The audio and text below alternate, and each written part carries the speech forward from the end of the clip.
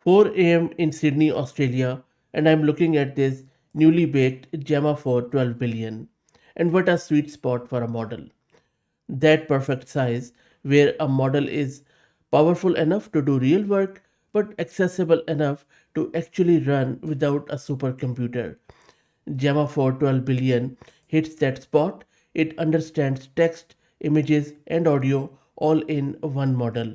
It has a 256,000 token context window, which means you can feed it entire code bases, long documents, hours worth of conversation. It reasons, it codes, it does multimodality, and it supports over 140 languages out of the box.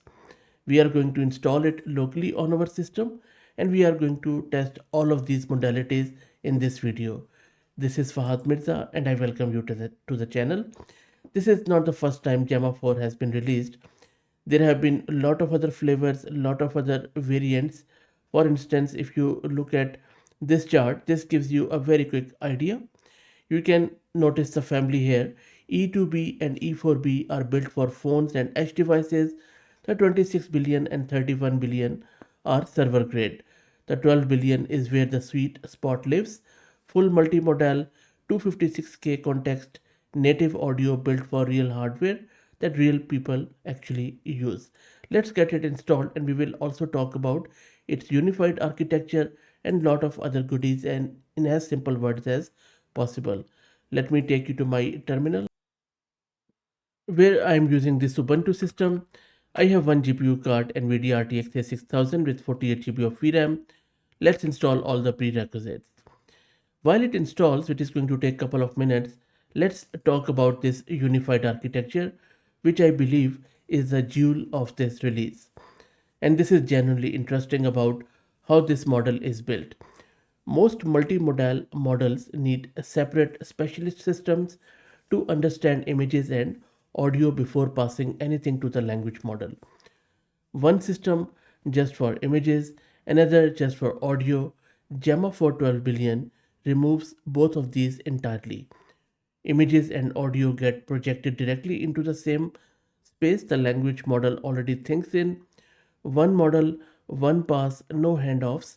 Google calls this unified encoder-free architecture, and it means lower latency, less memory, and you can fine-tune the whole thing end to end. If you want to delve more deeper into how exactly this is working, you can see that we have multiple projectors and we have multiple encoders here. And all of these working together to handle raw image batches and audio waveforms get multiplied by a single learned matrix and land directly in the same space as text tokens. So the language model sees everything, which includes text, image, and audio, as one unified system. And by the way, the encoder is a separate specialist network that converts images or audio into that format. So now hopefully you know everything about this. Meanwhile, everything is installed. Let me now launch my Jupyter notebook and we will download the model and play with it. And I'm going to use the usual transformers. And the model is being downloaded. There is only one shard, as you can see.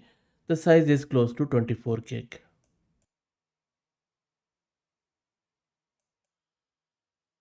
The model is loaded onto the GPU. Let's check the VRAM consumption.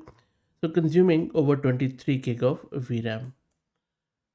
And now let's try out the inference. I'm going to start with the text modality and I am asking the model, how do I find purpose in my life? Don't give me generic answer, give me a specific one. We are encoding that input, sending it through tokenizer to the model. With some hyperparameters, model is generating the output and we are decoding it back and then printing here. And the response delivered by the model is one of the most structured, actionable framework I have seen so far. If you read through it, you will see that rather than some motivational platitudes, this model has demonstrated strong instruction following and genuine reasoning depth. Look at this ikigai, and then the whole response is a very well structured hierarchical thinking. It builds from self audit, as I just showed you, to experimentation to execution. So if I scroll down, this is experiment, and then this is execution. It builds from, and the whole chain is connected together. This reflects the model not only really good at reasoning strength applied to abstract human questions, it actually can narrate it. And if you read through the last line, this sums it up. It says, stop asking what is my purpose and start asking what problem can I solve today that I am actually good at. How good is that? Really actionable insight. Okay, let's do a quick coding test. In the coding test, I'm going to give it quite a hard problem where I'm asking it to create a single self-contained HTML file, which is going to not only do an animation, but also it will be quite in-depth nested structures. Plus, it is going to do that within the constraints, like there will be no external libraries and there are a lot of features as you can see on screen. So let me run this, and then it is going to save it in this index.html file and we will check it out. So this is what the prompt is. Model has generated the file. Let me show you in the browser. Let's open it together. There you go. So this is the tree. I will just rerun it. Yep, it's not bad. It has done what I asked it to do. There is this stem, there are branches, and then there are leaves. And if you closely look, they're also just swaying in the wind, which looks pretty good. I'm not sure if you can really notice it on the screen. Let me make it bigger. Now maybe you can see it. You see? Everything is moving. So not bad in the first attempt, not bad at all. Okay, so this is good. Now let's try out multilinguality. For multilinguality, I would need your help too. I will run this. So I'm asking the model to translate this sentence. Whatever you can do or dream, you can begin it. And then there are various languages from across the world, as we always do. Please check out your language whenever the model generates the output and let me know in the comments. I will also check out few, but I will be relying on your advice for your language. Additionally, this time we are also asking it to translate into this Elder Futhark runes, and then we'll go from there. The model has come back with the response. By the way, it doesn't rush the response. It takes long time to come back. This has taken it around 10 minutes. I will just scroll through and you can tell me your language. It has done most of them right, but there are few mistakes here and there. So it is not as good a job as I was expecting. Some of the translation is a bit literal, but not a bad output. I think the brilliance it has shown in other coding and other tasks, it is not matching that, but still a very good response. So I'm just scrolling through. Please check your language and let me know. It has even done that Elder Futhark runes plus some of the gibberish. Okay, now let's do some OCR. For OCR, I have given it this image of a handwritten letter and I'm asking it to just extract the text from image exactly as it appears. And this was pretty quick. It has come back with the response. Let me quickly show you. So this is a letter and this is a response. If I quickly check very quickly, please also help me out here. I think it has done pretty well in terms of extracting everything, and at a very high level I really don't see any issues there. So you see, so can I, and this big line, the red phantom, red with rage. I think it's pretty good, not bad at all.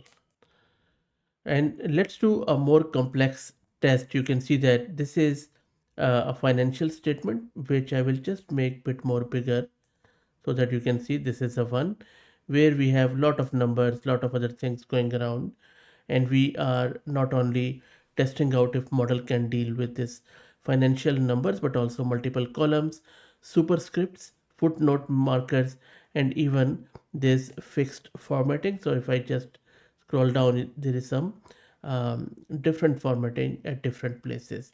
So let's see if model can do the OCR plus numerical reasoning and some document structure. The model has come back with the response and the formatting is a bit off, but I have checked few of the columns and rows. It hasn't missed a beat. It has extracted everything, and especially this data analysis and footnote markers are top notch. Very, very accurate. So very impressive. Especially for many models, this superscript extraction is a bit hard. Okay, so that one is done. Two modalities down. Let's finally check out the audio one. For the audio one, I'm going to just test a medical audio file which I just got from open source. So hopefully it will be fine. I'm going to transcribe it. Exam type CT, chest PE, protocol period, indication 54-year-old female, shortness of breath, evaluate for PE period, technique standard protocol period, findings pulmonary vasculature the main PA is patent period. There are filling. So this is the medical file, audio file. I'm asking the model to extract everything and preserve all medical terminology. And the model has come back with the response. Took a bit of a time, but it hasn't missed a beat. It has extracted each and everything and all the um, medical terminologies and terms are there, so which is very good. So look, very impressive model from Google, no doubt about that. The encoder-free architecture is not just a neat trick, in my opinion. It is a fundamental rethink of how multimodal models should work. And at 12 billion parameters, it delivers something genuinely new. And we also saw that in this architectural diagram. That's it. Let me know what do you think. Please follow me on X for any AI updates. Also, if you want to help out the channel, please become a member. Thank you for all the support.